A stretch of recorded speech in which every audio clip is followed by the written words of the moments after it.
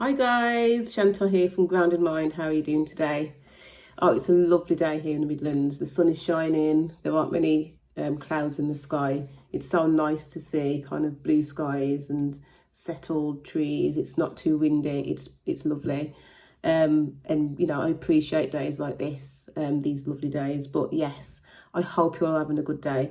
Today's video is all about your get up and go. How is your get up and go? So you've learned the tools around how to ground yourself. You've learned about somatic tracking. You've learned about how to kind of ground yourself through breathing and, you know, to look at fear and to look at your symptoms differently. But have you stepped outside the house? Have you learned all of these things, but you keep it contained in a box? If that's what you're doing, that is counterproductive, because your brain isn't actually exercising, feeling the fear. It's not feeling the things that have previously brought on the symptoms. It's just contained. What you need to do is step outside of the box, step outside of the house, and put yourself in situations that you would usually fear, that you would usually feel symptoms do this to, and bring those tools that you have learned and exercise those tools that you have learned in those moments. Because that's what I did when my symptom, when I understood about mind body, when I understood about somatic tracking and breathing and grounding myself and putting myself in the present.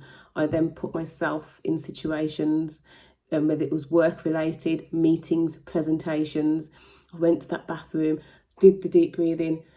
I went out and I presented. I looked at the symptoms differently. I faced the fear, and what happened in those moments was they reduced. It's miraculous. It was amazing. And for me to have the evidence of me grounding myself and almost feeling the fear of the situation, but feeling what that fear felt like in that situation. So it wasn't just, people say feel the fear and do it anyway, but it's literally feeling, what does that fear feel like? You know, is your heart racing? And then feeling what it feels like. So you almost in your brain inside the feeling of fear, if that makes sense. So you could say, okay, it feels like my heart's beating, I feel quite warm, my palms feel a bit sweaty. But you're not fearing how you feel, you're feeling how the fear feels, if that makes sense. And then, because the fear is what brings on the symptoms, but if you can actually feel what that fear feels like in those situations, what happens is this happens, because when you do it, you've told your brain that you're okay because you felt it. You're not anxious about it. You're not fearing how the feelings inside of you feel. So all your brain can do is sit back and say, oh, wow, she's good. And it reduces. So yes, we do need to step out the box. We do need to get up and go. We have to practice what we've learned, because keeping it all contained and worrying about it and rehearsing the tools that we've learned and then doing them religiously, and it's counterproductive.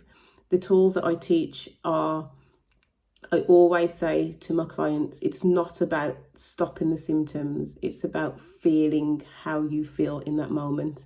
And the result is the same, that you reduce, the symptoms reduce. It's about building a relationship with your internal self to understand what's happening. Because when we didn't have this education, when we didn't know about mind body, we wouldn't even understand how to feel our symptoms. We'd just be feeling ill, feeling a symptom and trying to push it away and get rid of it, and we're fearing it, and we're Googling what's this symptom, what's that symptom, and that is what is creating the symptom, the fear. So we're actually, it's so sad, because we don't mean to, we don't understand, but we're actually making it worse by fearing it, by pushing it away, by, you know, literally in a state of panic. What is going on in my life? What am I going through? What is this? And all that tenseness and all that investigative work that we're doing is just fueling the symptom. And so now that we've educated ourselves on mind body, now that we understand that this is created by the brain, we need to take a step back and think to ourselves, okay, I know that this is created by the brain. I know the symptoms that I have, they cause vestibular migraine or whatever mind body condition you have. I know that I shouldn't be fearing it. I know I need to understand what the symptom is, like what it feels like, somatic tracking.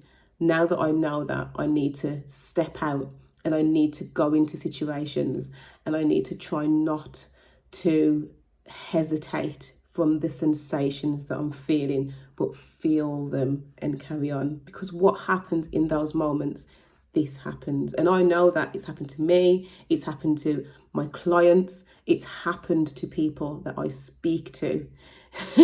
People that haven't got vestibular migraine outside of the vestibular migraine world, and I speak to them about mind body and it's helped them.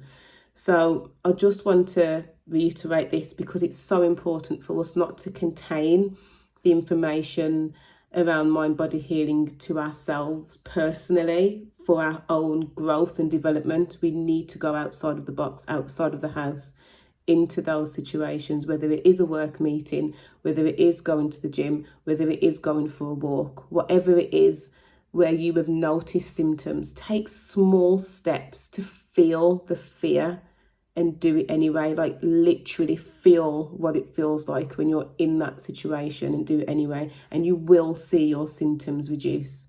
You will see your symptoms reduce.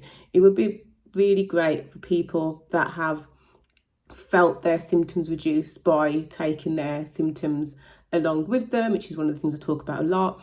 Just, you know, leave a comment, and somebody who's watching this video who's on the start of their journey, for them to see that what I'm saying is very true via evidence from people that have watched this video would be really, really great, because, you know, we're all here in this mind body space to educate the wider world and to help people come to healing, because at the end of the day we all want to heal from these conditions that the brain has created through stress, fear and anxiety. So yes, have a lovely day. I hope it's sunny for wherever you are today, and I will see you in my next video. Take care. Bye bye.